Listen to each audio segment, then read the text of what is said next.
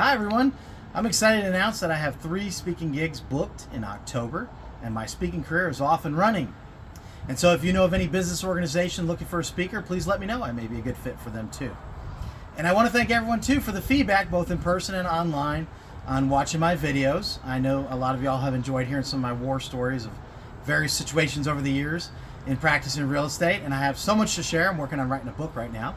And on that note, the topic for this video is about contractors. And you'll note the dismal weather we're having today in this video, and I think that's kind of fitting talking about contractors. There's some good ones and there's some not so good ones. And so you really have to be cautious in dealing with contractors. There's many tips and techniques I can give you about that, and you really have to do your due diligence and vet contractors before you hire them. And there's so many different ways to do that. You know, you can ask your favorite real estate agent who they recommend. Talk to your network, friends, family, coworkers. Who do they recommend? Who do they have a good experience with? Check Google reviews, Better Business Bureau. Hire a service that vets these contractors for you before you hire them.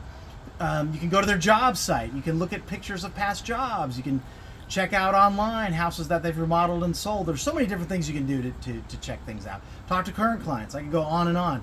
So on that note, I just want to kind of go over 3 quick points with contractors. Some things to consider. So one is that, you know, sometimes contractors use the project, the house, as a bank. And with that, you know, there's cost overruns and unknowns that pop up. And that does happen from time to time with remodel projects, but it shouldn't happen every time. And there shouldn't be multiple unknowns and cost overruns. And you have to double check and, as I like to say, trust but verify what they're saying to really determine if you need to pay extra for some unforeseen work. And so you may need a second opinion or go see it for yourself on scene, but definitely double check that, because I've seen contractors sometimes use these jobs as a bank and they just keep charging you more and more money because they need more money in the real world. So that's my first point. Second point I would say is I can't tell you how many times I've received a false report from contractors. We're in the middle of a sale and we're doing some repairs from the home inspection, and I get word from the contractor everything's done. And sure enough, the inspector goes out to re-inspect and it's not done. As much as maybe 50% has not been done. And I can't tell you how many times I've been told that a complete remodel is 100% done and it's ready for me to go out as a real estate agent to do a punch list on it and double check their work and how it looks for resale. And I show up to the job site and people are still there working. There's tools everywhere and debris everywhere.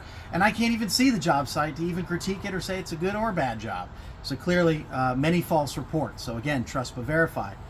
And the last thing I would say is contractors sometimes don't finish the job. So you have to be careful even how much you pay them up front, because sometimes they don't even start the job. But I would say a more common issue that I see is struggling to get to the finish line and finishing the job. So please be cautious in how you pay them from the start and with progress along the way, and also have a significant amount of money held out for them to keep them motivated to finish the project, probably 25% or more. And so that being said, don't fall for the sob stories of they need to make payroll this week, or mama needs new shoes, or whatever it is, whatever reason they need this more money for. Just be cautious and trust but verify before you make that final payment to ensure you're 100% satisfied the job is done and you like what they've done. That's all I have for now, and I look forward to speaking to you soon.